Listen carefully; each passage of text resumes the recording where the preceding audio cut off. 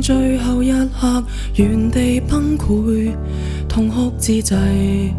又再想起被情緒支配，哭乾眼淚，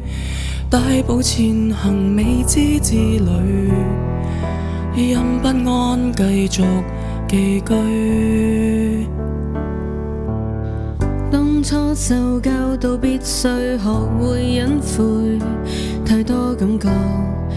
被壓抑感陷入了輪迴，不安畏懼，負面劇情靈魂奪取，怎麼每天含淚獨個盡碎，負上終身的重擔，痛苦你不必裝簡單，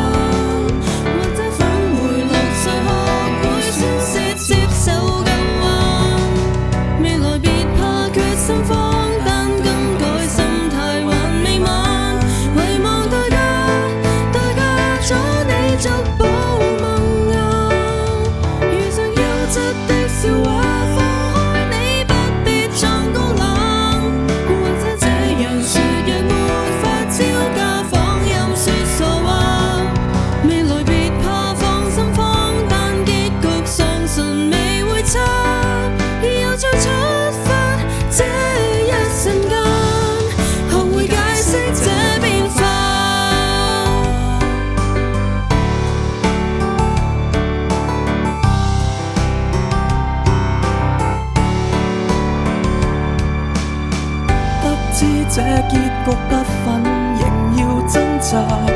儘管喧嘩，在這空間釋放走抑壓，不甘對吧？當作醖釀幸福一剎，這打擊記住了嗎？關於這世俗意義尋覓方向，世間公用要帶點關卡才算正常，不需脆弱，當早晨明嫌你寄養，放膽去闖，來和自我較量，墮進深淵的某個去睜眼觀賞這結果，或者飛翔萬里望見東西努力小火，